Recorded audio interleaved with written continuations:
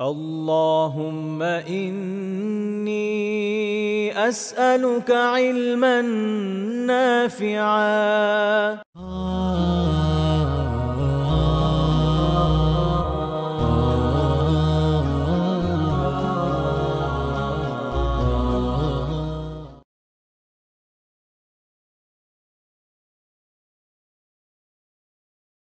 الحمد لله والصلاة والسلام على رسول الله ما بعد আল্লাহ তাআলার অশেষ শুকরিয়া যে আমরা আমাদের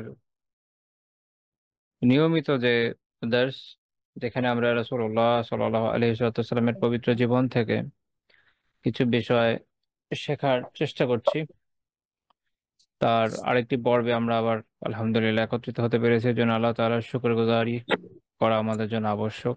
এটা আল্লাহ তাআলার নিজাম যে বান্দা যখন আল্লাহ তাআলার শুকরিয়া আদায় করে আল্লাহ তাআলা বান্দার সেই নিয়ামতকে বাড়িয়ে দেন, তাতে বারাকা দান করেন। শুকরিয়া এক হচ্ছে আত্মিকভাবে হয়। আত্মিকভাবে আগে অনুধাবন করতে হয় যে আমি আসলে একটা নিয়ামত পেয়েছি, খালি কথার কথা মুখে বললে তো হবে না। দেখা গেল আত্মিকভাবে আমি বিশ্বাস করছি না যে আমি আসলে একটা নিয়ামত পেয়েছি, তাহলে আহ, এটা তো আসলে স্বীকৃতির মধ্যে পড়ে না, তাই না? তাহলে প্রথম কাজ হচ্ছে আত্মিকভাবে মেনে নেওয়া, বিশ্বাস করা। বুদ্ধিবৃত্তিক ভাবে কখনো কখনো কোনো কোনো নেয়ামত এমন হয় যে নফস এটাকে আসলে রেজিস্ট করে, নিয়ামত হিসেবে একসেপ্ট করতে চায় না। কিন্তু বুদ্ধিবৃত্তিক ভাবে যখন চিন্তা করবেন তখন বুঝবেন না আপনি আসলে নিয়ামতে ছিলেন। তো এই ক্ষেত্রগুলোতে বুদ্ধিবৃত্তিক ভাবে ইন্টেলেকচুয়ালি বোঝা জরুরি যে আমি আলহামদুলিল্লাহ একটা নিয়ামত পেয়েছি। এরপরে শুকরিয়ার দ্বিতীয় ধাপ হচ্ছে যে মৌখিক ভাবে তার জন্য শুকরগুজারি করা, আলহামদুলিল্লাহ বলা, বা এরকম হামদ বাচক অন্যান্য যত জিকির সুন্নাতে পাওয়া যায় সেগুলোতে দিয়ে মৌখিকভাবে শুকরিয়া আদায় করা। এবং তাহদিসে নেয়ামত হতে পারে, সেটা হচ্ছে যে অপরের কাছে প্রকাশ করা, যেমন আল্লাহ তাআলা বলেছেন না কোরআনে, ওয়া মা বিনিআমাতি রাব্বিকা ফাহাদ্দিস, যে আপনার রবের যে নেয়ামত তা আপনি বর্ণনা করুন। তো সেটা হতে পারে, তার মানে এটা আবার এরকম না যে সবাইকে ডেকে ডেকে বলতে হবে, এরকম না। বা আমরা এখন অনলাইনে যে শো অফ কালচার দেখি, এটা তাহদিসে নেয়ামতের মধ্যে পড়ে না। এই ক্ষেত্রে আমি একটা বিষয় আপনাদেরকে একটু সতর্ক করে দিতে চাই। তাহদিসে নেয়ামত একটা জরুরি বিষয়, এইটার লেভেল বোঝা লাগে। আমার আলহামদুলিল্লাহ এখন একটা নেয়ামত আছে, আমি আল্লাহ তাআলার শুকরিয়া আদায় করছি, আলহামদুলিল্লাহ। কেউ আমাকে জিজ্ঞেস করলো, আমি শুকরিয়া আল্লাহ তাআলার জ্ঞাপন করলাম এবং বললাম যে, হ্যাঁ আলহামদুলিল্লাহ আমার এই বিষয়টা এরকম আছে, বা আমি এটা পেয়েছি, বা এই। আরেকটা হচ্ছে আপনি এটা নিয়ে আদিক্ষেতা করলেন, এটা শো অফ করলেন, মাইডিয়াতে দিলেন, পিক উঠালেন, মানুষের কাছে প্রচার প্রসার করতে শুরু করলেন। এটা একটা পর্যায়ে আসলে হাদিসের নেয়ামতের সীমাকে অতিক্রম করে এমন একটা সীমায় ঢুকে যায় যেটা সরাসরিভাবে বৈধতার মধ্যে পড়ে না, আপনি তখন শো অফে চলে যান। আরেকটা বিষয় হয়, সেটা হচ্ছে এটা মনে রাখবেন যে হাদিসের নেয়ামত যেমন দরকার, তেমনি আহ বদনজরও সত্য। দেখা যায়, আই ডোন্ট নো অন্যান্য জাতিদের অবস্থা, বাট আমি আমার জাতির অবস্থা তো জানি যে এখানে মানুষের বদনজর একটু বেশি কাজে লাগে, মানে একটু বেশি ইফেক্টিভ। মানুষ অপরের ভালো খুব একটা সহ্য করতে পারে না, হিংসা করে, ঈর্ষা করে, তার সে নিয়ামত চলে যায় এরকম চায়। এটা এমন একটা দেশ, এমন একটা জাতি যেখানে আপনি রাস্তা দিয়ে বের হলেই অলিতে গলিতে ম্যাজিশিয়ানদের আহ লিফলেট খুঁজে পাবেন বা পোস্টার খুঁজে পাবেন। এবং মানুষ আবার ফোন দিয়ে পার্সেল যোগে সেগুলো নেয়। তো কে ওখানে অপছন্দ করছে আপনার এই নিয়ামতটাকে, জাদু করে দিচ্ছে, তো আল্লাহ ছাড়া কেউ জানে না। তো এইসব বিষয়ে মানুষকে সাফার করে। এই জন্য সমন্বয়টা বোঝা খুব জরুরি। নিয়ামতের শুকরিয়া আদায় করেন, এটা যেন ফখর বা অহংকার, গর্বে অহংকারের পর্যায়ে পৌঁছে না যায়, শো অফের পর্যায়ে পৌঁছে না যায়। একই রকম ভাবে এমন ভাবে করেন, বা বিশেষ করে যেটা জরুরি না সেটা না করা আরো ভালো। আহ, আপনি আলহামদুলিল্লাহ অনেক নিয়ামতে আল্লাহ তাআলা পাচ্ছেন প্রতিনিয়ত, সব বলে বেড়াতে হবে এরকমও না। যেটা অন্যদের সাথে আলাপ আলোচনায় উঠে আসে এটা বলতে পারেন, বা যেটা খুবই প্রাসঙ্গিক বিষয় বলা উচিত বটে, একদম গোপন রাখা যায় না। এমন দু একটা বিষয়, যেমন আপনি বিয়ে করেছেন, এটা একদম গোপন রাখতে পারবেন না, রাখা উচিত না, তো এটা বলে দিবেন। কারণ এটা বিয়ের বিষয়টা প্রচার করাটাই সুন্নাহ। তো সেই হিসাবে বলে দিলেন, এরকম আর কি, সব না। আবার দেখা গেল আমার পরিবার আলহামদুলিল্লাহ খুব ভালো আছে, এখন বসে বসে দেখা যাচ্ছে স্বামী বন্ধুদেরকে বলে বেড়াচ্ছে, আপনার তোর ভাবি এরকম এই একই রকম ভাবে তার বউ করে বেড়াচ্ছে। আবার অনেক সময় যেটা নাই সেটা বানিয়ে বানিয়েও বলার অভ্যাস অনেকের আছে। এটা হয় যেটা, যে অন্যদের মধ্যে বদনজরের একটা প্রবণতা তৈরি হয় এবং এর ফলে সংসারে অশান্তি তৈরি হয় এবং অন্যান্য সমস্যা হয়। কাজেই তাহদিসে নেয়ামত করেন, পরিমিত পরিমাণে করেন। আর আমাদের আলিমরা একটা খুব মজার বিষয়ে পরবর্তী যুগে বের করেছেন, বা এটা ওনাদের প্র্যাকটিসে ছিল, আপনি এটা বলতে পারেন, সেটা হচ্ছে ওনারা তাহদিসে নেয়ামত স্বরূপ তাদের নিজেদের জীবনের যে বড় বড় অর্জনগুলো, এগুলো আলাপ আলোচনা করতেন জীবনের শেষ পর্যায়ে এসে। আমরা এখন তো যাদেরকে মোটামুটি দেখি আর কি, আহ তারা আলহামদুলিল্লাহ, আল্লাহ তালা তো সবাইকে অনেক নিয়ামত দিয়েছেন, তো দেখা যায় যে অনেক অল্প বয়সেই সেগুলোর একটু বেশি তাহাদিস হয়তো করে ফেলেন, আল্লাহ আলাম। আমরা আমাদের প্রবীণ এবং প্রাচীন আলিমদেরকে একটু ডিফারেন্টলি দেখি। ওনারা জীবন সায়ান্নে এসে তখন তাহাদিসে নিয়ামত করতেন, আত্মজীবনী লিখতেন, বা ওনাদের ছাত্ররা আলোচনা করতেন। ম্যাক্সিমাম ক্ষেত্রে পাবেন যেটা, যে নিজেরা তেমন কিছু বলেন নাই, ওনাদের ছাত্ররা আলোচনা করেছেন। এটার বারাকা হচ্ছে এইখানে যে আপনি মানুষের যে কুনজর, এগুলো থেকে একটু বেঁচে থাকলেন আর কি, আলহামদুলিল্লাহ। তেমন আপনার তো দরকার নেই শখ করা, আপনার দরকার হচ্ছে নিয়ামতটা পাওয়া, তো নিয়ামত পাওয়াটা জরুরি, তো ওনারা এইদিকে ফোকাস করেছেন বেশি। আর নিয়ামতের শুকরগুজারিও আলহামদুলিল্লাহ করছেন, আমলের মাধ্যমে করছেন, সেটা নিয়ে একটু পরে বলবো। আরেকটা হচ্ছে কি, যে সেটা যে এক্সপ্রেশন, আর এখনকার মতো এত তো ইয়ে ছিল না, এইভাবে তো ছড়ায় ছিটে যেত না যে কোনো তথ্য, তাই না? আগে একটা সময় এমন ছিল যে আমি আলহামদুলিল্লাহ কোনো একটা নিয়ামত পেলাম, আমার আশেপাশে গুটি কয়েক লোকে আসলে জানলো, কয়জনের জানতো। এখন একজন মানুষ ফেসবুকে দিচ্ছে, ইনস্টাতে দিচ্ছে, ওর ইউটিউবে দিচ্ছে, বা যাই করছে না কেন, এর মাধ্যমে এত বেশি মানুষের কাছে বিষয়টা যাচ্ছে, যেটা আগেকার যুগে অকল্পনীয় ছিল। কাজে ওই সময়ের সাথে তো তুলনা করে লাভ নাই। তবে আমার কাছে মনে হয় আল্লাহ আলাম যে এইটাই বেশি নিরাপদ, আহ, বিশেষ করে যদি শেষ জীবনে করা যায়। আর যেটা বললাম, যে যেটা না বলতেই না, যেটা বলা জরুরি এরকম জায়গাগুলোতে বলেন, কিন্তু এই যে অতিমাত্রা শৌফের যে প্রবণতা আমাদের মধ্যে তৈরি হয়েছে, এটা ক্ষতিকর, অত্যন্ত ক্ষতিকর। সতর্ক থাকা উচিত প্রত্যেকটা জিনিসের ব্যাপারে। নিজের জীবন, নিজের চাকরি, উপার্জন, স্ত্রী, আহ, বা স্বামী, বাচ্চা কাচ্চা ভালো নাকি, এভরিথিং। মানে খুব বিচিত্র একটা সময় আমরা পার করছি, এটা মানে মাথায় রাখেন। যে মনে করেন আপনি বললেন যে লাইক বাচ্চা কাচ্চার বিষয় ধরেন, কারো বাচ্চা কাচ্চা খুব শান্ত, বলছে আমার বাচ্চা কাচ্চা অনেক শান্ত, কারো মনে হবে ওনার বাচ্চা কত শান্ত, আমার বাচ্চা কত দুষ্ট। আবার আপনি কাউকে বললেন যে আমার বাচ্চা কাচ্চা খুব দুষ্ট, এখন যাকে বললেন তার হলো এরকম যে তার বাচ্চা কাচ্চা দুষ্টুমি করে উনি খুব চায়, কিন্তু তার বাচ্চা কাচ্চা অতি শান্ত, এবং তার তিনি কোথায় যেন শুনেছে দুষ্ট বাচ্চার অত্যন্ত মেধাবী হয়, যা তার বাচ্চা কাচ্চা অত্যন্ত দুষ্ট। অনেক কিছু হয়। বা কখনো এরকম হয় যে আলহামদুলিল্লাহ আল্লাহ আপনাকে অনেক কিছু দিয়েছেন, আচ্ছা, আবার আপনি দেখালেন যে না আমার আসলে তেমন কিছু নেই, অল্প নিয়ে আমি চলছি, মাশাআল্লাহ, কিছু ছাড়াই আপনি কত চমৎকার চলছেন। তো আপনি যাই বলেন তাতেই সমস্যা আর কি, সিচুয়েশন এরকম। তাই জন্য রয়েছে চলা ভালো, যতটুকু সামর্থ্যে কুলায়। আচ্ছা, তা আমি এটা ওই প্রসঙ্গে বললাম যে তাহাদিসে নিয়ামত, আমি যদি শুকর গুজারির একটা ইয়ে হিসাবে, তো এটা টিকা হিসেবে বলা। তো তাহলে আমরা নিয়ামত আত্মিকভাবে, বৌদ্ধিকভাবে এবং মৌখিকভাবে শুকরিয়া আদায় করবো নিয়ামতের। 3 নম্বর বিষয় হচ্ছে আমল। আমলের মাধ্যমে নিয়ামতের শুকরিয়া আদায় করতে হয়। আল্লাহ তাআলা যে নিয়ামত দিয়েছেন সেটাকে আমলের মাধ্যমে তার শুকরিয়া আদায় করতে হয়। আপনি একটা জায়নামাজ নিয়ামত হিসেবে পেয়েছেন, বা একটা হাদিয়া পেয়েছেন, বা নিজে কিনেছেন, যেটাই হোক না কেন, আপনি নামাজই পড়লেন না, এটা আমলি ভাবে এটা কোনো শুকরিয়া আদায় হলো না। আপনি একটা কিতাব আলহামদুলিল্লাহ পেয়েছেন, আপনি একদমই পড়লেন না, ওইটারও শুকরিয়া আদায় হলো না। লাইকওয়াইজ, যেমন আলহামদুলিল্লাহ আমরা একটা চমৎকার দর্শের চেষ্টা করছি, আমি পারছি কিনা তো আল্লাহ ছাড়া কেউ জানেন না, আর আপনারা যারা শুনছেন তারা বলতে পারবেন। আমি বলছি না যে আমি চমৎকার দর্শ দিচ্ছি, আমি বলছি যে আমরা চমৎকার দর্শে এটা চেষ্টা করছি, অর্থাৎ টপিকটা চমৎকার। এইটার এটার গুরুত্ব, এটার সৌন্দর্য, এটার মাহাত্ম্য হচ্ছে এটা টপিকে, যেই ব্যক্তি সত্তাকে কেন্দ্র করে আমাদের আলোচনা, তাকে নিয়ে সাল্লাল্লাহু আলাইহি ওয়াসাল্লাম, এই হিসেবে বলেছি। আমার নিজের দর্শের এমন কোনো খাসিয়ত নেই। তো এইখানে আমরা যেহেতু একটা বিষয় নিয়ে আলোচনা করছি এখন, আমার দিক থেকে এই নিয়ে আমাদের শুক্রিয়া হচ্ছে এরকম যে আলহামদুলিল্লাহ আমি এটা ঠিক মতো হক আদায় করে আপনাদের সামনে নিতে পারছি কিনা, যতটুকু প্রয়োজন সে অনুযায়ী দিতে পারছি কিনা, এর মাধ্যমে আসলেই আপনাদের কাছে কোনো নাফা বা উপকার পৌঁছাতে পারছে কিনা, এটা হলো খুব গুরুত্বপূর্ণ বিষয়। আপনারা উপকৃত হচ্ছেন কিনা আদৌ। এবং আপনাদের পড়াতে পড়াতে আমি শুধু পড়িয়ে যাব, লিপ সার্ভিস দিয়ে যাবো, এটা হলে হবে না। আমার নিজের জীবনে পরিবর্তন আসছে কিনা, আমি জিনিসটাকে আত্মস্থ করতে পারছি কিনা, এটা আমার জন্য জরুরি। আমি যদি এটা করতে পারি, তাহলে সেটা আমার, আপনি বলতে পারেন যেটা আমার আমলি একটা শুকরগুজারির মধ্যে পড়বে। অ্যাট দ্য সেম টাইম আপনাদের শুকরগুজারির জায়গা আছে।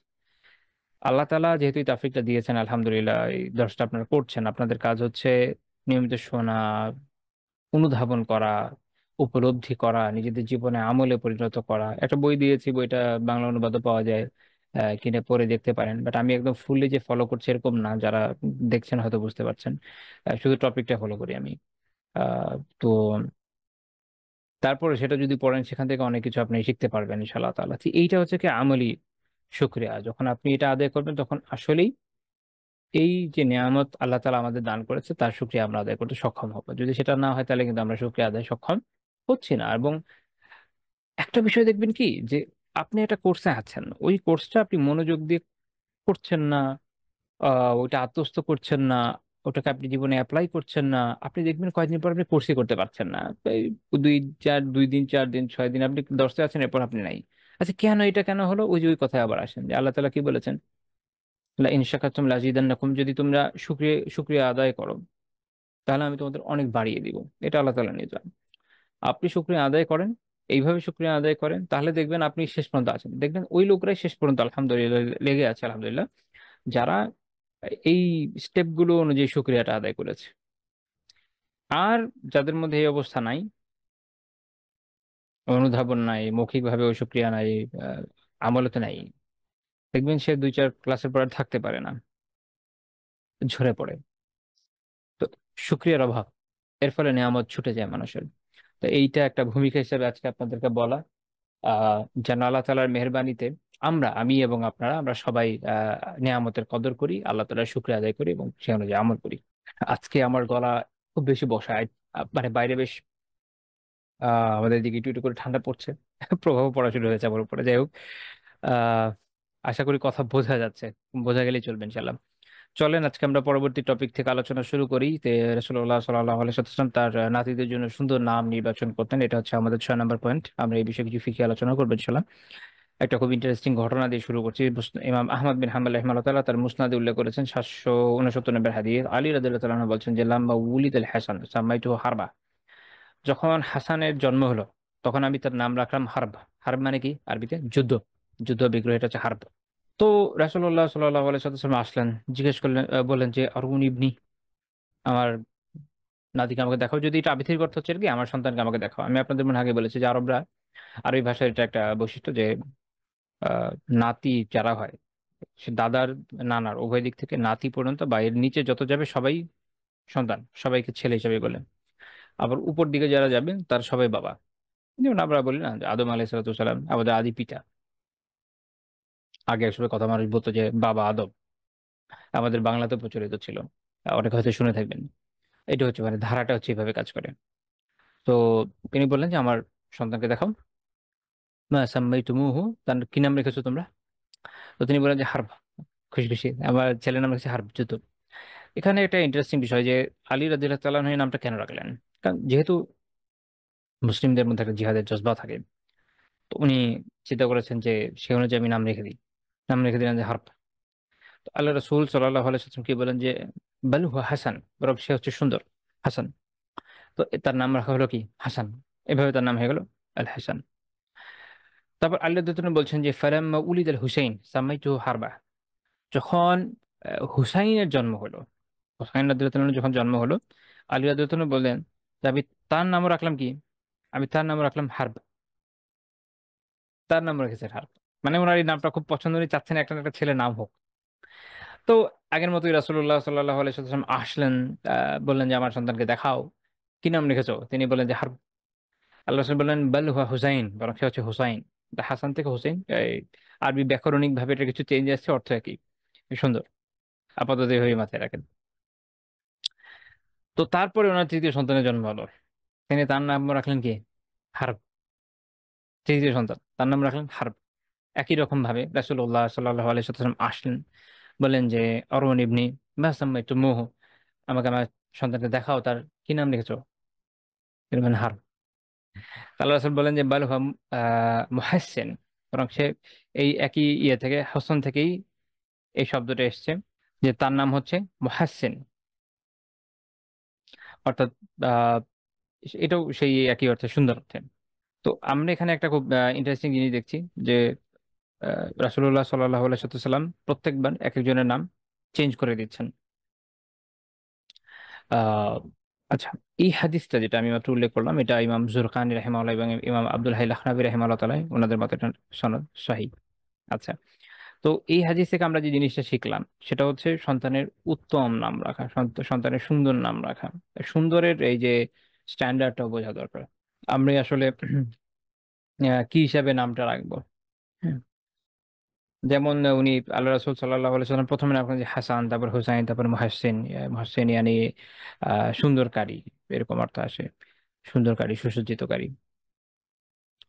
তো কিন্তু মূল হচ্ছে হাসান, হাসিন নুন, এই তিন যে হরফ, এখান থেকেই এই তিনটা নামের উৎপত্তি, হাসান, হোসেন আর মুহাসসিন।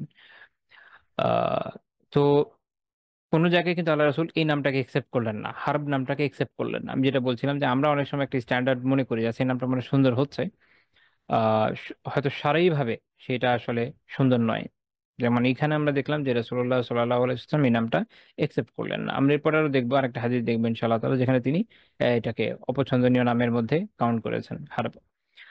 যুদ্ধ বা জিহাদ ফি সাবিলিল্লাহ ইসলামে অত্যন্ত গুরুত্বপূর্ণ বিষয়। ইসলামের স্তম্ভগুলোর মধ্যে একটাকে একরকম কাউন্ট করা যায়। কোনো কোনো বর্ণনায় ষষ্ঠ স্তম্ভের কথা আসছে, এর কারণ হচ্ছে এটা আহ দিনের, আরেক বর্ণনা আছে দিনের চূড়া, কারণ দিনকে এটা আসলে প্রোটেক্ট করে।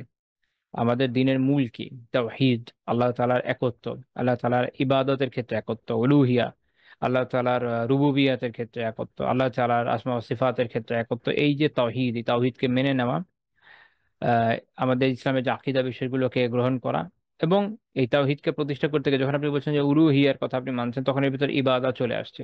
তাহলে সলাত, সিয়াম, হজ, যাকাত এবং অন্যান্য ইবাদতকে পালন করা, সামগ্রিকভাবে এই হচ্ছে আপনার দিন। এই দিনকে প্রোটেক্ট করে হচ্ছে জিহাদ ফি সাবিলিল্লাহ। যদি জিহাদ ফি সাবিলিল্লাহ না থাকতো, ইসলামে যদি এই বিধান না থাকতো, এই দিনকে প্রোটেক্ট করা যেত না, দিন বিলুপ্ত হয়ে যেত। এমনকি যেগুলো একদমই কল্পিত ধর্ম, তাদের ওখানেও আপনি দেখবেন যে ধর্মকে রক্ষা করার জন্য একটা সংগ্রামের বিধান তো আছে। যেমন ধর্মীয়ুদ্ধ বলে না, হিন্দু ধর্মের ধর্মীয়ুদ্ধ, এটা তাদের একটা খুব গুরুত্বপূর্ণ বিষয়, গুরুত্বপূর্ণ কনসেপ্ট, যেটা আপনার বিশেষ করে এই বিষয়ে মহাভারতে শ্রীকৃষ্ণের যে উপদেশগুলো আছে সেটাকে তারা খুব গুরুত্বের সাথে বিবেচনা করে।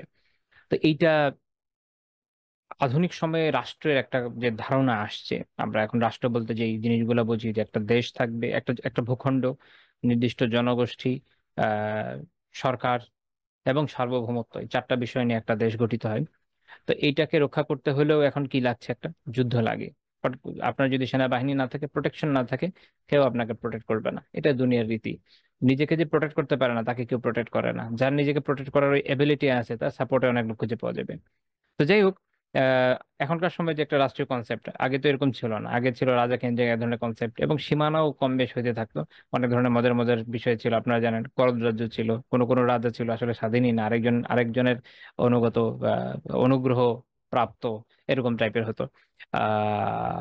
তো প্রত্যেকটা কেসেই, যে কোনো কেস আপনি ধরেন, উম, একটা রাষ্ট্রকে, একটা দেশকে ইয়ে টিকিয়ে রাখতে হলে কি লাগে, সেখানে তার লড়াইয়ের একটা বিধান থাকা লাগে।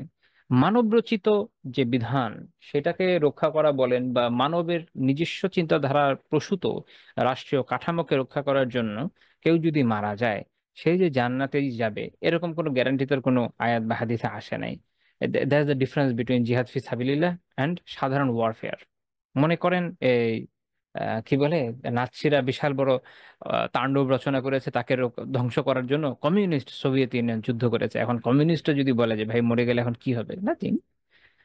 তারা কেন মরছিল? তাদের দেশের জন্য মরছিল। বাট ইসলামের কনসেপ্টটা ডিফারেন্ট, সেটা হচ্ছে মানুষ একটা ইসলামী রাষ্ট্রকে যখন রক্ষা করে, সে আসলে কি কি রক্ষা করে? সে আল্লাহর দিনকে রক্ষা করে। এটার ভিতরে আল্লাহ তাআলার ইবাদত, ওই যে বললাম উলুহিয়া, আল্লাহ তাআলার এই এই যে তাওহীদ, এটাকে রক্ষা করা হচ্ছে এভাবে।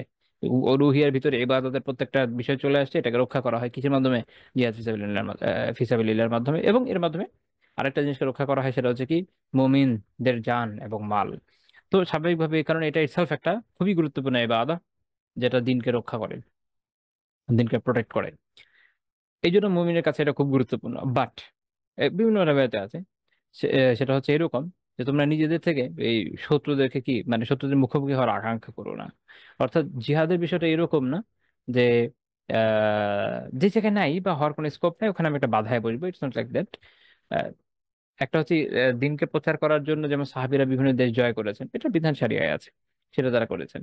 আরেক দিকে হচ্ছে যে কোনো জায়গায় আপাতত শান্তিপূর্ণ অবস্থা আছে, আমি খালি লড়াই করতেই থাকবো, বিষয়টা এরকম না। অর্থাৎ মূল পয়েন্ট হলো এইখানে যে যুদ্ধ হয়, যুদ্ধ হয়, এসব যুদ্ধের জন্য আমি কি পাগল পাড়া হয়ে যাচ্ছি কিনা, বিষয়টা এরকম না। আমি আল্লাহ তাআলার ইবাদতের জন্যই পাগল পাড়া। সেই ইবাদত করার একটা বড় মাধ্যম হলো জিহাদ ফি সাবিলিল্লাহ, যেটার মাধ্যমে মানুষ তার জান মাল উৎসর্গ করে আল্লাহর দ্বীনকে রক্ষা করে। এবং যখন সে নিহত হয় আল্লাহর রাস্তায় ইখলাসের সাথে শহীদ হয়, আল্লাহ তাআলা এর জন্য তার বিশাল বড় মর্তবার ব্যবস্থা করেছেন। অর্থাৎ সত্তাগতভাবে যুদ্ধ ইটসেলফ, সত্তাগতভাবে যুদ্ধটা কি মানে ওই পর্যায়ে কাম্য বিষয় হিসেবে শরিয়া দেখেন নাই। যেভাবে যেই পর্যায়ে কাম্য সলাৎ সিয়াম হজ যাকাত বা এরকম অন্যান্য আমল, এই বিষয় কনসেপ্টটা ক্লিয়ার হওয়া খুব দরকার। এটা ফিকের কিতাবাদিতেও আছে, আলিমরাও বলেছেন। এখন এটা বলতে গেলে অনেকে একটু খেপে যায়, বিষয়টা এরকম না। এর মানে এটা বলার মাধ্যমে জিহাদের লড়াইকে বা যে জিহাদের জন্য নিজে যে জীবনকে উৎসর্গ করা, এটাকে কখনো ছোট করা হচ্ছে না। মনে রাখতে হবে যে প্রত্যেকটা জিনিসকে তার নিজে নিজের অবস্থানে রাখতে হবে। ইসলামের সবচেয়ে গুরুত্বপূর্ণ হচ্ছে তাওহীদ, আমলের মধ্যে সবচেয়ে গুরুত্বপূর্ণ হচ্ছে সলাৎ, গ্রাজুয়ালি এইভাবে বাকি আমলগুলো আসবে। জিহাদ অত্যন্ত গুরুত্বপূর্ণ, এমনকি এতই গুরুত্বপূর্ণ যে আপনারা জানেন যে একজন সাহাবী শহীদ হয়েছেন এক ওয়াক্ত নামাজও না পড়ে। লড়াই হচ্ছে, কারণ এটা ফরজ, ওই মুহূর্তে এটা ফরজ। এবং এখানে একটা উসুল যে যখন কেউ ইসলামে আসলো তার ওই মুহূর্তের ফরজটা তার ওই ওই সময় বেশি আপনার আদায় করা অধিক প্রয়োজনীয়।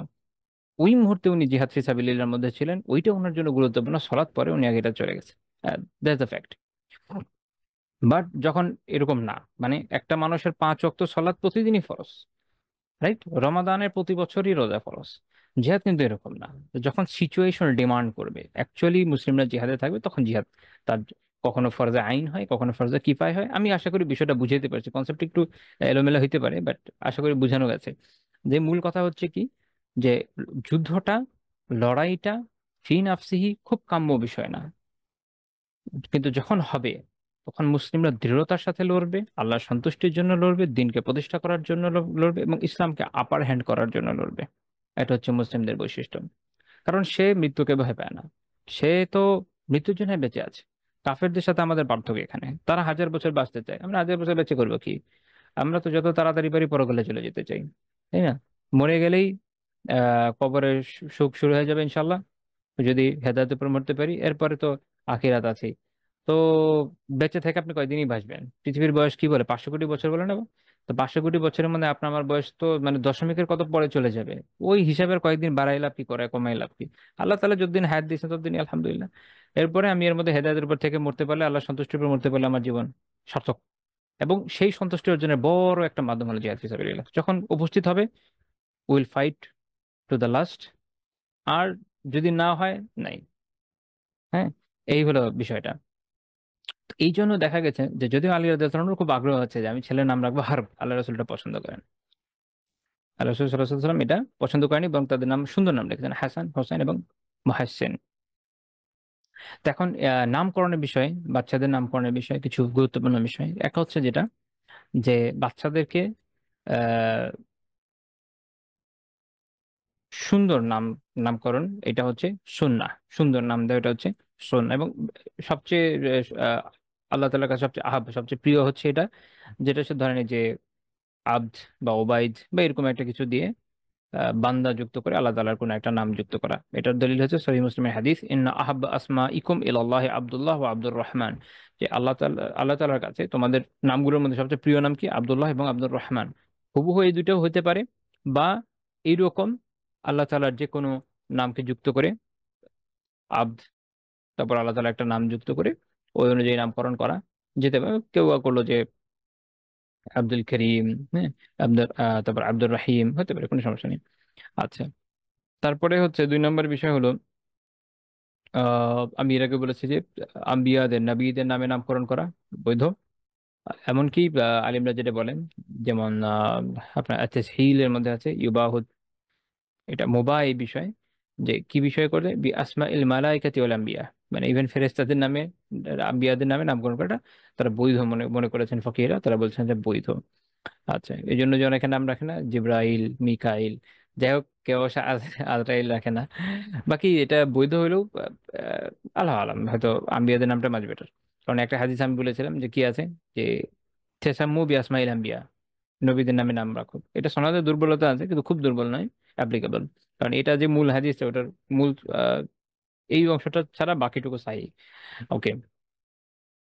আরেকটা বিষয় হচ্ছে আহ, যে রাসূলুল্লাহ সাল্লাল্লাহু আলাইহি সাল্লামের নাম মুহাম্মদ বা আহমদ বা ওনার এই নামগুলো আপনি এটা দিয়ে সন্তানের নাম রাখা অবশ্যই বৈধ, আমরা জানি। আরেকটা হচ্ছে ওনার একটা কুনিয়াত ছিল, উপনাম ছিল আবুল কাসিম, কাসিমের বাবা। ওনার প্রথম সন্তান ছিল ছেলে, যিনি কাসিম রাদিয়াল্লাহু তাআলা আনহু। তার তার অনুযায়ী উপনাম যেটা আবুল কাসিম, কাসিমের বাবা, এটা রাখা বৈধ। কিন্তু দুইটা একত্রিত করা ওই ওই সময় এটা এটা ওই সময় বৈধ ছিল না। আল্লাহ রসুল বলছেন যে তেসাম্মাউ বি ইসমি, আমার নামে নাম রাখো, কোনো সমস্যা নেই। ওরা চাকতানো বি কুনিয়াতি, কিন্তু আমার যে কুনিয়াত সেটা দিয়ে নাম রেখো, এটা সহিহ বুখারী মুসলিম হাদিস। অর্থাৎ কারোর নাম যদি রাখো মোহাম্মদ, ওকে, কিন্তু তাকে আবার আবুল কাসেমও ডেকে দিও না, তাহলে একটা কনফিউশন তৈরি হয়। কারণ ওই সময় আল্লাহ রসুলকে ডাকা হতো ইয়া আবুল কাসেম, হে আবুল কাসেম, এভাবে ডাকা হতো। এখন আরেকজনকে যদি নাম দিয়ে দেয় ওই এট দ্য সেম টাইম, তাহলে মুশকিল হয়ে যাবে, যে ডাকলে এটা কনফিউশন পয়দা হবে যে কাকে ডাকছে। হ্যাঁ, আবার কেউ কাউকে একটা বকা দিল আবুল কাসেম নামে, এখন কনফিউশন হয়ে গেলো যে আসলে কাকে দিল, তাই না? ওই সময় তো একটা ইমানের বিষয় হয়ে যাবে মানুষ যদি শুনে। That's the point. এই জন্য ওই সময় এটা নিষেধ করা হয়েছে। কিন্তু পরে পরে যখন আল্লাহ রসুল সাল্লাহ সাল্লামের ওফাত হয়ে গেছে, তারপর আর এই অবৈধতা, এই ঘোষণাটা, এই নিষিদ্ধতা এটার ওই সময়, মানে কেউ কাউকে আবুল কাসিম রাখবে এটাতে আর এটা নিষেধটা থাকে নাই। ইমাম ইবনু কাসিম রাহিমাহুল্লাহ বলছেন যে এটা এই আবুল কাসেম বাদা মাউতিহি সাল্লাল্লাহু আলাইহি ওয়াসাল্লাম, এটা আল্লাহ রসুলের মৃত্যুর পরে কাউকে আবুল কাসেম ডাকা, এটা আর এখন মাকরুহ থাকে নাই। তবে পয়েন্ট হচ্ছে উনি বলছেন যে ওয়াল জামউ বাইনা ইসমিহি ওয়া কুনিয়াতিহি মামনু। তবে একই সাথে একই লোকের নাম, ধরেন মোহাম্মদও রাখবেন, সাথে আবার আবুল কাসেম তার উপনামও রাখবেন, এটা নিষেধই থাকবে, কারণ এই হাদিস অনুযায়ী এটা একটা আম হুকুম, এটা চলবে। আচ্ছা। হুম, তারপরে আসেন যে মুস্তাহাব বিষয়গুলো দেখলাম। আচ্ছা, নামকরণের ক্ষেত্রে মনে রাখতে হবে কিছু বিষয় আছে যেগুলো হারাম পর্যায়েও, যে এইগুলো এটা রাখা বৈধ নয়, একদম হারাম পর্যায়ে। সেটা কি কি? যেমন ধরেন আল্লাহ তাআলার যে নাম, এই নামে কাউকে যদি নামকরণ করা হয়, যেগুলো আল্লাহ তাআলার জন্য খাস, কিছু শব্দ আছে এরকম যেটা আল্লাহ তাআলা রাসূলুল্লাহ সাল্লাল্লাহু আলাইহি ওয়াসাল্লামের জন্য প্রয়োগ করেছেন, বা অন্যান্য বান্দাদের জন্য প্রয়োগ করেছেন, এগুলো ছাড়া এমনিতে আল্লাহ তাআলার যে নাম, যেগুলো আল্লাহ তাআলার জন্য খাস নাম, সেটা যখন প্রয়োগ করা হয় সেটা বৈধ না, এটা হারাম।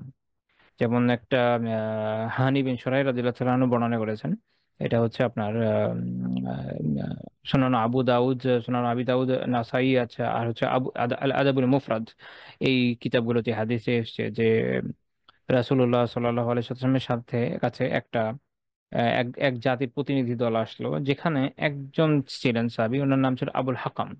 আবুল হাকাম, হাকাম হচ্ছে, এটা হচ্ছে আল্লাহ তাআলার নাম, তাই না? এইটা অন্য কারো কুনিয়া হতে পারে না। হাকাম এর মানে কি? হাকাম হচ্ছে যিনি সুবিচারক, ন্যায় বিচারক। আল্লাহ তাআলা হাকিম, আল্লাহ তাআলা হাকিম এবং হাকাম। তো এখন তার নাম হলো আবুল হাকাম। এখন মানে উনি অত্যন্ত ন্যায় বিচারক ছিলেন, এই জন্য তার নাম দিয়ে ফেলেছে কি আবুল হাকাম। তো তখন রাসূলুল্লাহ সাল্লাল্লাহু আলাইহি ওয়াসাল্লাম কি বলেন, যে ইন্নাল্লাহা হুয়াল হাকাম ওয়া ইলাইহিল হুকুম, যে নিশ্চয়ই আল্লাহ তাআলাই হচ্ছেন ন্যায় বিচারক, এবং এই বিধান, হুকুম বিধান, এটা তার দিকেই প্রত্যাবর্তী হবে, এটা তার এখতিয়ারভুক্ত। তো আল্লাহ রাসূল তার নাম চেঞ্জ করে দিলেন কি, তার নামটাকে চেঞ্জ করে দিলেন, কারণ ওনার ছেলের নাম ছিল সুরাইহ, তার নাম হলো আবু সুরাইহ, এইভাবে ওনাকে চেঞ্জ করে দিলেন। শেখ আলবানী রহমাতুল্লাহ এটার সনদকে সহিহ বলেছেন। তো এখান থেকে বোঝা গেল যে এমন কোন নাম, এমন কোন বৈশিষ্ট্য যেটা আল্লাহ তাআলার জন্য খাস, সেটা দিয়ে নামকরণ করা, এটা বৈধ না, এটা হারাম। আরেকটা বিষয় হচ্ছে যে আহ গায়রুল্লাহর সাথে ইবাদতকে সম্পৃক্ত করে, মানে গায়রুল্লাহর বান্দা এরকম, বা গায়রুল্লাহর গোলাম টাইপের এই ধরনের নাম রাখা, এটাও হারামের মধ্যে পড়ে। যেমন কারো নাম রাখলো যে আব্দুল কাবা, বৈধ নয়। কারণ আমরা বলি আব্দুল মাসিহ, বৈধ নয়। বা এরকম যতগুলো নাম হতে পারে, এভাবে কাউকে এই ধরনের নাম রাখা বৈধ নয়। আহ ইমাম ইবনু আবি শাইবা রাহিমাহুল্লাহ এবং ইমাম বুখারী রাহিমাহুল্লাহ তাআলা আদাবুল মুফরাদে একটি হাদিস উল্লেখ করেছেন যে নবী সাল্লাল্লাহু আলাইহি ওয়াসাল্লামের কাছে একটা কওম আসলো, তাদের ওখানে একজন লোক ছিলেন, তার নাম ছিল আব্দুল হাজার, পাথরের বান্দা, এরকম অর্থ আসে। তো আল্লাহ রসুল বললেন যে মাসমুক, তোমার নাম কি? তো উনি বললেন যে আব্দুল হাজার। আল্লাহ রসুল বললেন যে ইন্নামা আনতা আব্দুল্লাহ, বরং তুমি হচ্ছে কি, তুমি হচ্ছে আব্দুল্লাহ, আল্লাহর বান্দা। নাম চেঞ্জ করে দিলেন। এখানে এটা বোঝার বিষয় যে এনারা কিন্তু প্রাপ্তবয়স্ক মানুষ, অল্প বয়স্ক মানুষ না। তাহলে একজন মানুষ যতই বয়স হোক, যদি নাম উল্টাপাল্টা হয়, এমন উল্টাপাল্টা যেটা মানে এরকম, আপনি দেখবেন যে এমন কিছু নাম আছে যেগুলো কিছুটা কারাহাত বা কিছুটা অপছন্দনীয়তা আছে, আল্লাহ রাসূল এগুলো ভাবে চেঞ্জ করেন নাই সাল্লাল্লাহু আলাইহি ওয়াসাল্লাম। কিন্তু যেগুলো একদম প্রায় নিষিদ্ধ পর্যায়ের মধ্যে পড়ে, এগুলো রাসূলুল্লাহ সাল্লাল্লাহু আলাইহি ওয়াসাল্লাম খুব ফ্রিকোয়েন্টলি চেঞ্জ করেছে। যতগুলো বর্ণনা পাবেন এই ধরনের বর্ণনাই পাবেন।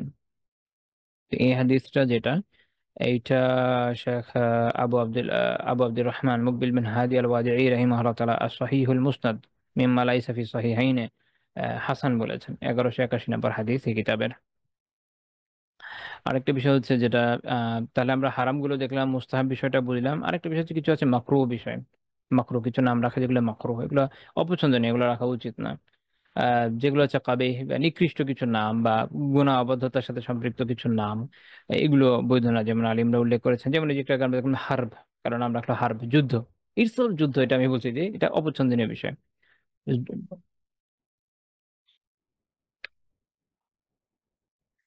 আরেকটা বিষয় আছে যে শুধু যুদ্ধ অপছন্দনীয়, কিন্তু জিহাদ ফি সাবিলিল্লাহ ইটসেলফ অপছন্দনীয়, এরকম না। মানে যখন আমরা জিহাদ করছি, জিহাদ তো কি আল্লাহ তাআলার ইবাদত। আমরা আগে কথা একটা লেজ দিয়ে দিই, জিহাদ হচ্ছে কি আল্লাহ তাআলার ইবাদত। যখন জিহাদ হচ্ছে ইটসেলফ এটা পছন্দনীয়, কিন্তু কথা হচ্ছে একটা লড়াই লাগা, ইটসেলফ ওটা পছন্দনীয় না। এই হলো পার্থক্য। ঠিক আছে। আচ্ছা, তো যেটা বলছিলাম যে তাহলে একটা হচ্ছে কি হার্ব, তারপর যেমন যেন আস যে অবাধ্য, এরকম অর্থ। যেমন শিহাব, উল্কা, এই ধরনের।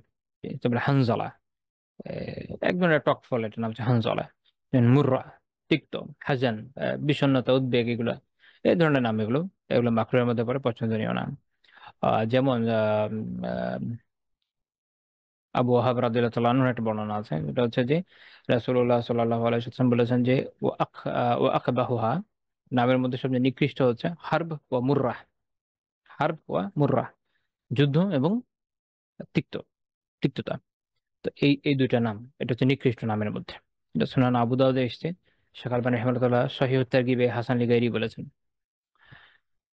আবার আরেকটা ঘটনা আছে, ইবনে ওমর রাদিয়াল্লাহু তাআলা আনহু বর্ণনা করেছেন যে রাসূলুল্লাহ সাল্লাল্লাহু আলাইহি ওয়াসাল্লাম একজন সাহাবী, ওনার নাম ছিল আসিয়াহ, অবাধ্য। তো তার নামকে চেঞ্জ করে দিলেন, বললেন যে আনতি জামিলা, কারণ তুমি হচ্ছে সুন্দর।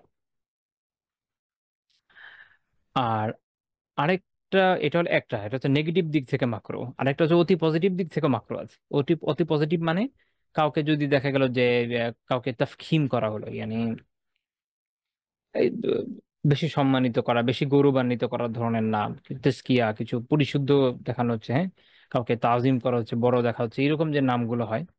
যেমন বেশ কিছু নাম আছে, যেমন ধরেন ইয়াসার, মানে হচ্ছে সহজ, সচ্ছল, সমৃদ্ধ। তারপর মুবারক, হ্যাঁ, বরকতপূর্ণ। মুফলিহ, সফল। খায়ের, কল্যাণ। তারপর সুরুর, আনন্দ, এরকম ধরনের যে বিভিন্ন নাম আছে। সামুরা বিন জুনদুব রাদিয়াল্লাহু তাআলা আনহু বর্ণনা করেছেন যে রাসূলুল্লাহ সাল্লাল্লাহু আলাইহি ওয়াসাল্লাম বলেছেন যে লা তুসাম্মি গুলামাকা আফলাহ ওয়ালা নাজিহা ওয়ালা ইয়াসারা ওয়ালা রাবাহা। এ তোমাদের গোলাম কে, বা গোলামের এটা অর্থ নেওয়া যায় যে ছেলেকে, কারণ গোলামের একটা অর্থ ছেলেকে। তা তোমাদের যে সৎ ছেলে, তাকে কি নাম রাখবা না, তাদেরকে তুমি এই যে আফলাহ, হ্যাঁ, সফল, নাজিহ, একদম সঠিক, শুদ্ধ, সুস্থ, ইয়াসার, সচ্ছল, সমৃদ্ধ, সহজ, বা রবাহ, মুনাফা, এই ধরনের নাম তাদের জন্য রাখবা না। এটা সহিহ মুসলিম এবং মুসনাদ আহমদে আসছে। তাহলে এই ধরনের নাম অপছন্দনীয়। আবু হুরায়রা রাদিয়াল্লাহু তাআলা আনহু একটা বর্ণনা করেছেন যে জাইনাব রাদিয়াল্লাহু তাআলা আনহার আগের নাম ছিল বাররাহ, নেককার। তো তখন আল্লাহ রাসূল তার নাম চেঞ্জ করে দিলেন জাইনাব, এটা সহিহ বুখারী মুসলিমের হাদিস। তাহলে এখান থেকে আমরা এই ইলমটা অর্জন করলাম আলহামদুলিল্লাহ, যে নামকরণের বিষয়ে বেশ কিছু মূলনীতি আছে। সুন্দর নাম রাখতে হবে, আল্লাহ তাআলার বান্দা হিসাবে একটা নাম রাখা খুব সুন্দর, নবীদের নাম রাখা যেতে পারে, বা এর বাইরে যে কোনো সুন্দর শব্দে যেটা একটা ভালো অর্থ বহন করে সেটা রাখা যেতে পারে। তবে সেটা অপছন্দনীয় ধরনের যে বিষয়গুলো আছে, অবাধ্যতা বোঝায় বা হিংস্রতা বোঝায়, এই টাইপ জিনিস থেকে বেঁচে থাকা দরকার। আরেকটা হচ্ছে আবার বেশি ভালো, বেশি পবিত্রতা দেখা, এগুলো থেকেও বেঁচে থাকা দরকার। তবে এখানে একটা ব্যাপার, যে যদি কেউ সাহাবীদের কারো নামের সাথে মিল রাখতে গিয়ে রাখে, আলিমরা ওখানে আবার নিষেধাজ্ঞা দেন নাই। কোনো কোনো সাহাবীর নাম এরকম ছিল, আরবদের কিছু বিচিত্র বিচিত্র নাম ছিল। এখানে একটা ব্যাপার আছে, যেটা বললাম যে ইরসাল যে জিনিসটা হিংস্রতা দেখাচ্ছে, খারাপ দেখাচ্ছে, ওগুলো তো গ্রহণযোগ্য না। কিন্তু উম, আরবরা কখনো কখনো কিছু বিষয়ের নাম রাখতো একটু ডিফারেন্টলি। আপনি অনেকের নাম পাবেন প্রাচীন আলিমদের যাদের নাম হচ্ছে সালাবাহ। সালাবাহ সাহাবীদের নামও পাবেন। সালাবা মানে কি? সালাবা মানে হচ্ছে খেকশিয়াল। এই নামের কারণ কি? আরবদের বৈশিষ্ট্য ছিল, তার ওই যে লেখা নাম রাখা আসাদ, সিংহ, বা সালাবা। কারণ ওই সালাবা হচ্ছে, সালাব যেটা হয়, এই শিয়াল যেটা হয়, খুব ধূর্ত প্রাণী হয়। তো তারা আশা করতো যে পোলাপাইনও খুব ধূর্ত হবে, এরকম আর কি। তো আসাদ, সিংহ, সাহসী প্রাণী। তো যারা চেয়েছে সাহসী হবে ভাবে নাম রেখেছে এরকম। তো সেগুলোর উপর বেস করে রাখা, ওটা আবার অবৈধতার মধ্যে পড়বে না। যদি হতো তাহলে রাসূলুল্লাহ সাল্লাল্লাহু আলাইহি ওয়াসাল্লাম এরকম এতগুলো সাহাবী ছিলেন যাদের নাম এরকম, চেঞ্জ করতেন, কারোটা চেঞ্জ করেন নাই।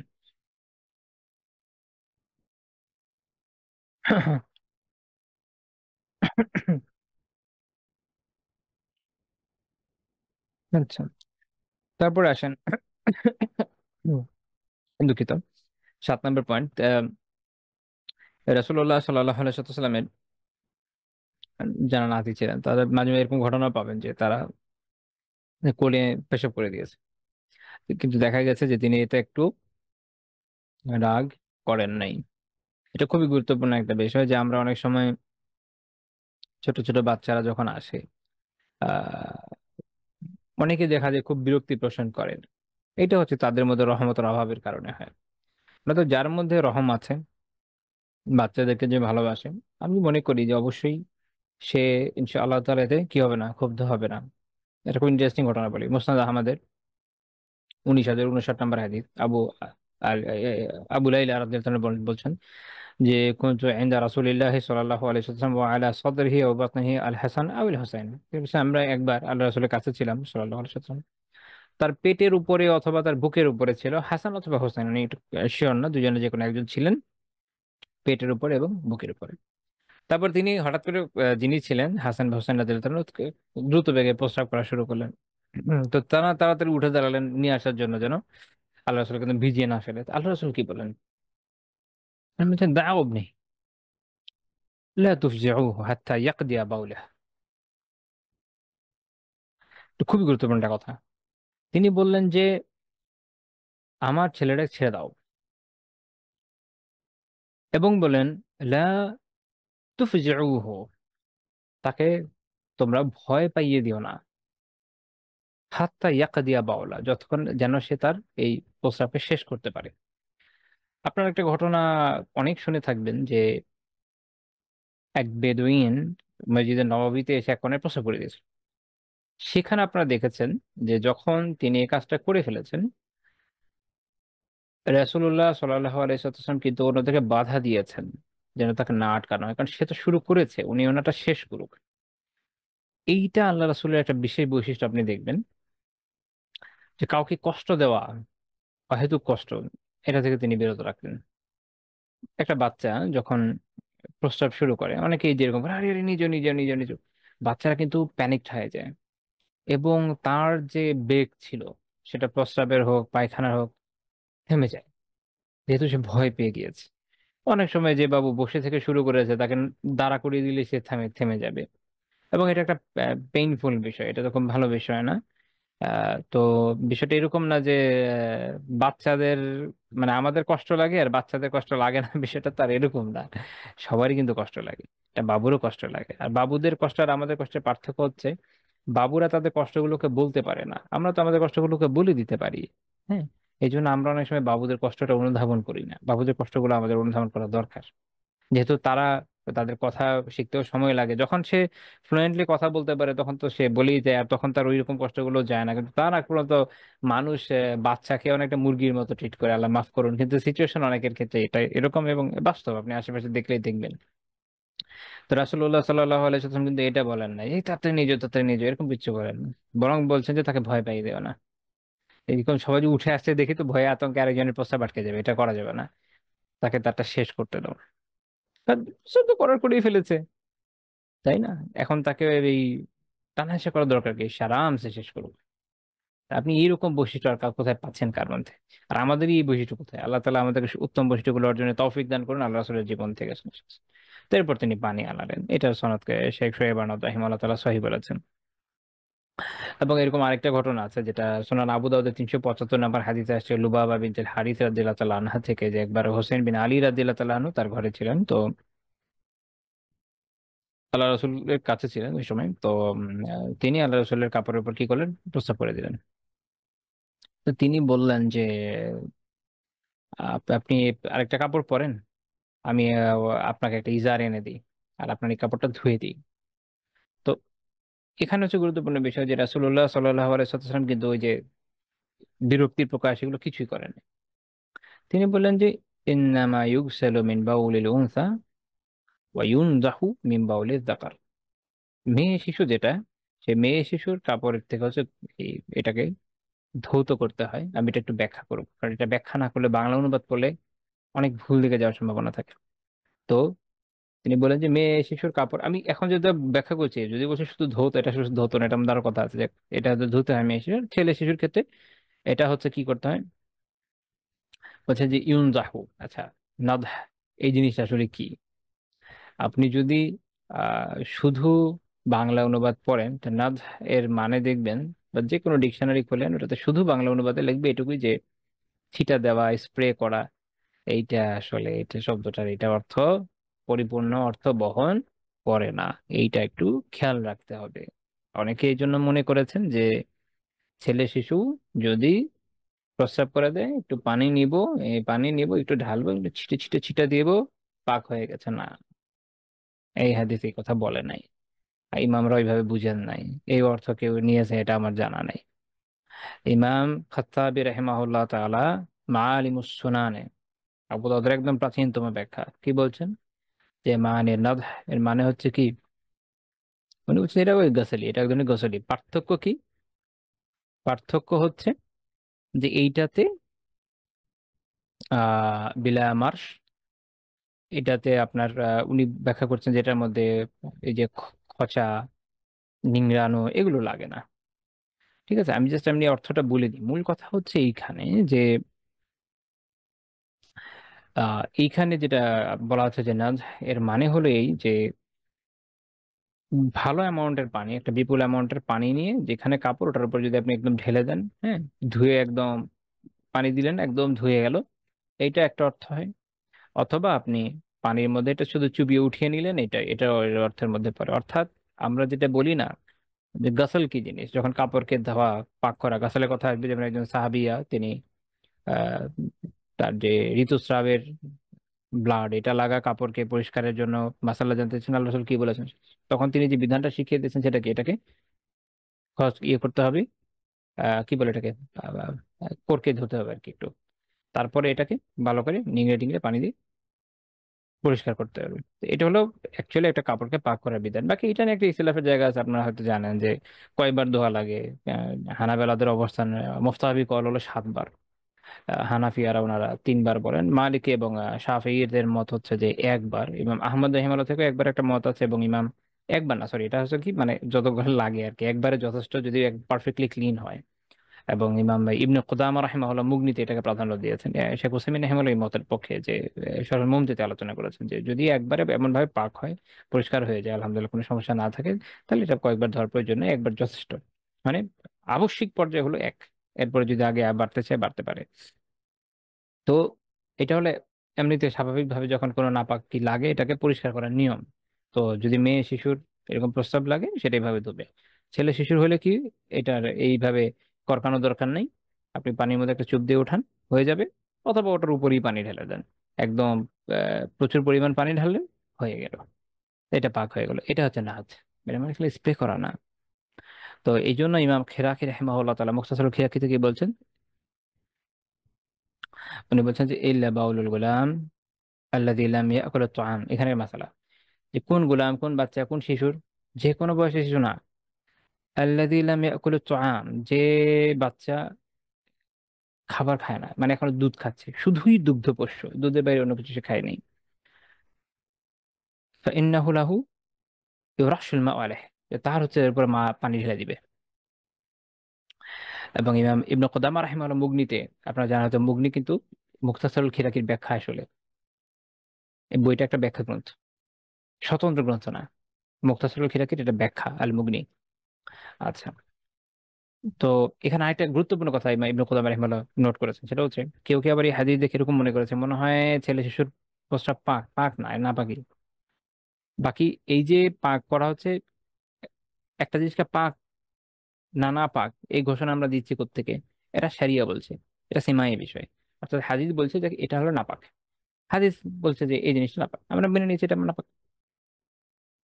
হাদিস বলেছে এটা পাক, আর আমার যাই খারাপ লাগুক না কেন, তোরা পাক। আচ্ছা না, এরকম অনেক কিছু আছে, যেমন চতুষ্পদ জন্তুর প্রস্রাবের ক্ষেত্রে একটা ব্যাপার আছে। তারপর আসেন চতুষ্পদ গৃহপালিত জন্তু। তারপরে একটা বিষয় আছে, যেমন ধরেন পবিত্র কিভাবে করতে হয়, এটাও সীমায় বিষয়, কোরআন সুন্নাহ যা বলছে তাই। নয়তো একজন মানুষের প্রস্রাব করছে একদিকে, তারপর আমি অজু করছি, হাতে আর মুখ ধুচ্ছি, এটা তো লজিক্যাল আসলে কোনো বিষয় না। মূল ইস্যুটা হচ্ছে এই যে আল্লাহ তাআলা বিধান দিয়েছেন, এটা লজিকের ঊর্ধ্বের বিষয়। আল্লাহ তাআলা বলছেন এটা করলে পাক, এভাবে করলে তুমি পাক হবা, তো আমরা তাই করি, দ্যাটস ইট। তো ওইটাই মূল বিষয় যে আসলে এটাকে নাপাক, এটাকে পাক বলা হয়নি বাচ্চাদের প্রস্রাবকে, বরং যেটা বোঝানো হয়েছে যে ছেলে শিশুর প্রস্রাব থেকে পাক হবার নিয়ম হলো এটা। এই জন্য উনি বলছেন, ইবনে কুদামা রাহিমাহুল্লাহ বলছেন যে লাইসা মা'নাল কালাম তাহারাত বাউলিল গুলাম, এই হাদিসের এটার অর্থ এটা না যে ছেলে শিশুর যে প্রস্রাব এটা তাহের, এটা পবিত্র, এরকম না। তিনি বলছেন যে ইন্নামা আরাদা আন্না বাউলাল গুলামি আল্লাযী লাম ইয়াতআম আত-তাআমা ইউজজিউ ফীহি রাশ। তিনি বলছেন যে এই এই কথার অর্থ হচ্ছে এই, এটা উদ্দেশ্য হচ্ছে এই যে যেই ছেলে শিশু খাবার খাওয়া শুরু করে নাই, তার এটাকে পাক করার জন্য এই পানি ঢেলে দাও, এটাই যথেষ্ট। উনি ব্যাখ্যা করছেন যে রাশ মানে খালি তো খালি স্পেইং না, উনি বলছেন যে ওয়া আই ইয়ামহাদা আলাইহিল মা হাত্তা ইয়াগমুরা লা ইয়াহতাজু ইলা মারশ ওয়া আসর। তো তিনি বলছেন যে এর মানে হলো যে এর উপর পানি ঢালা হবে যতক্ষণ না এটা কি হবে, ইয়াগমর। গামর মানে হচ্ছে নিমজ্জন করা, কোনো কিছু ডুবিয়ে ফেলা, তার মানে এভাবে পানি ঢালতে হবে ডুবে গেছে এরকম। এবার একটু আগে যে ব্যাখ্যা করলাম ওটাই এখান থেকে পেয়ে যাচ্ছেন। এটার জন্য পাক করার জন্য কি লাগছে না, পরকানো লাগছে না বা নিংড়ানো লাগছে না, এই হলো পার্থক্য দুইটার মধ্যে। আমি এটা একটু বিশেষভাবে ব্যাখ্যা করলাম এই জন্য যে বাংলা বাংলা কিছু জায়গাতে অনুবাদ আমি দেখেছি ওই হাদিসটার বিভিন্ন সময়, যদি কেউ ওই অনুবাদ অনুযায়ী বুঝে থাকে এবং মাসালা প্রয়োগ করে থাকে, সে ভুল কাজ করবে, দেখা যাবে কাপড় না পাক কাপড় নিয়ে নামাজ পড়ে বসে থাকবে। এই জন্য এটা আমি সতর্ক করতে বললাম, যেহেতু লেকচারটা থাকবে ইনশাল্লাহ অনলাইনে। তো এই যে মতটা, যে এইভাবেই যদি হানাফি আলমের ক্ষেত্রে ভিন্ন মত রাখেন, বাকি জুমহুরের মত হচ্ছে এটা, এবং এটা এটা হজরত আলী রাদিয়াল্লাহু আনহু, আতা রহমতুল্লাহ আলাইহি, হাসান রহমতুল্লাহ আলাইহি, শাফি ইসহাক রাহিমাহুল্লাহ ওনাদের মত গেল। তারপরে পয়েন্টে আসেন, 8 নম্বর পয়েন্ট আমাদের, যে নাতিদের জন্য আল্লাহ তাআলার কাছে তিনি কি করতেন, আশ্রয় প্রার্থনা করতেন, দোয়া করতেন, তাদের তাদের জন্য আহ মানে তারা যেন নিরাপদ থাকে এই জন্য দোয়া করতেন। এটা সহিহ বুখারী 3371 নম্বর হাদিসে আছে। ইবনে আব্বাস রাদিয়াল্লাহু আনহু বর্ণনা করেছেন যে কানা নবী সাল্লাল্লাহু আলাইহি ওয়াসাল্লাম ইউআউযিদুল হাসান ওয়াল হুসাইন ওয়া ইয়াকুল ইন্না আবাকুমা কানা ইউআউযিদু বিহা ইসমাঈল ওয়া ইসহাক। রাসূলুল্লাহ সাল্লাল্লাহু আলাইহি ওয়াসাল্লাম হাসান এবং হুসাইন রাদিয়াল্লাহু তাআলাকে একটা দোয়ার মাধ্যমে, আমি একটু পরে দোয়াটা বলবো, আল্লাহ তাআলার কাছে তাদের জন্য আশ্রয় প্রার্থনা করতেন এবং বলতেন যে তোমাদের পিতা ইব্রাহিম আলাইহিস সালাম তিনি ইসমাইল এবং ইসহাক আলাইহিস সালামকে এই দোয়া দিয়ে আল্লাহ তাআলার কাছে আশ্রয় প্রার্থনা করতেন। সেটা কি, আউযু বিকালিমাতিল্লাহি তাম্মাহ মিন কুল্লি শাইতানিন ওয়া হাম্মাহ ওয়া মিন কুল্লি আইনিন লাম্মাহ। খুবই খুবই চমৎকার দোয়া, এটা আপনাদের হিফজ করা উচিত। ইয়েতে পাবেন, হিসনুল মুসলিমে পেয়ে যাবেন। সেটা কি, দোয়াটা কি, যে আমি আল্লাহ তাআলার যে পরিপূর্ণ কালিমা সমূহ তার মাধ্যমে আশ্রয় প্রার্থনা করছি।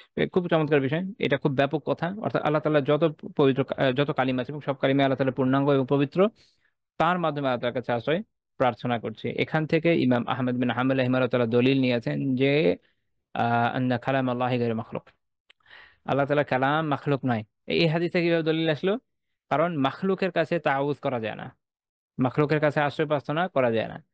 আহমদ বিন হাম্বল রাহিমাহুল্লাহ বলছেন, কি বলছেন যে যে এটা ইমাম খাত্তাবী রাহিমাহুল্লাহ তাআলা উল্লেখ করছেন যে ইয়াহতাজ্জু বিআন্না নবী সাল্লাল্লাহু আলাইহি ওয়াসাল্লাম লা ইস্তাঈযু বিমাখলুক। যেমন এখান থেকে এইভাবে দলিল নিয়েছেন যে নবী সাল্লাল্লাহু আলাইহি ওয়াসাল্লাম কোনো মাখলুকের মাধ্যমে আল্লাহ তাআলার কাছে আশ্রয় চান নাই।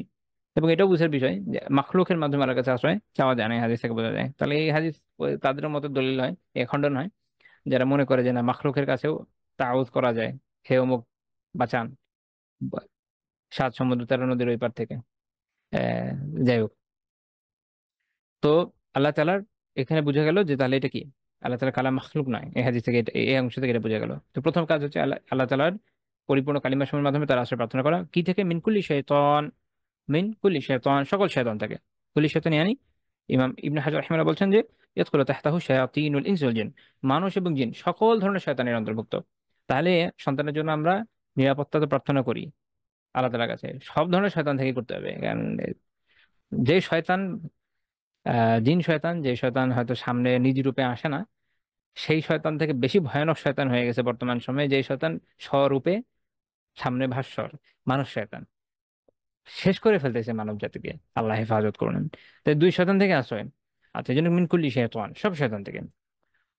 ওয়া হাম্মাহ, এবং হাম থেকে। হাম ইয়ানি আহ এটা ইমাম মুলা আলী কারি রাহিমাহুল্লাহ তাআলা ব্যাখ্যা করেছেন, এটা হচ্ছে এমন সব প্রাণী যেগুলো হচ্ছে আপনার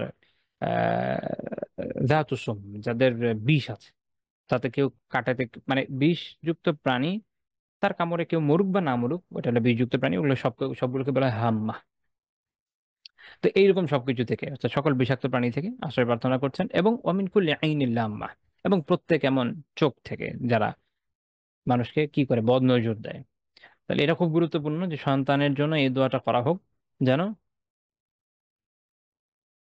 সন্তান বদনজর থেকেও বাঁচে। তাহলে এই দোয়াটা আমাদের করা উচিত বেশি বেশি। কি, আউযু বিকালিমাতিল্লাহি তাম্মা মিন কুল্লি শাইতানিন ওয়া হাম্মা মিন কুল্লি আইনিল লাম্মা। এটা সহিহ বুখারী বর্ণনা। সহি দুঃখিত, সুনান তিরমিজিতে আছে ভাবে উঈদুকুমা, তখন তাহলে এটাকে উঈদুকা বিকালিমাতিল্লাহি তাম্মা এভাবে বইতো, কোনো সমস্যা নেই। বাট আপনি এভাবে করতে পারেন, ওভাবে করতে পারেন, কোনো সমস্যা নেই, যে কোনো ভাবেই করা যায়। এবং রাসূলুল্লাহ সাল্লাল্লাহু আলাইহি ওয়াসাল্লামের জীবন থেকে আমরা এই আদর্শটা পাচ্ছি যে শয়তানের আক্রমণ থেকে, বদ নজর থেকে, এবং এই যে বাকি সব বিষাক্ত বা ক্ষতিকর বিষয় থেকে, এবং শয়তানের মধ্যে মানুষ এবং জিন দুই ধরনের শয়তান থেকে আশ্রয়ের জন্য আমাদের করণীয় হচ্ছে এই দোয়া পড়া। কোন বর্ণনায় 7 বারের কথা আছে। তো এটা পড়ে পড়ে বাচ্চাদের ফু দেন, বা আল্লাহর কাছে দোয়া করেন, এনাফ ইনশাআল্লাহ তাআলা। সকালে করেন, দুপুরে করেন, রাতে করেন, সকাল সন্ধ্যায় বিশেষ করে অবভিয়াসলি করেন। ইনশাআল্লাহ তাআলা বাচ্চা নিরাপদ থাকবে। মাথার মধ্যে এত বড় বড় করে একটা টিপ দেওয়ার কোনো প্রয়োজন নাই।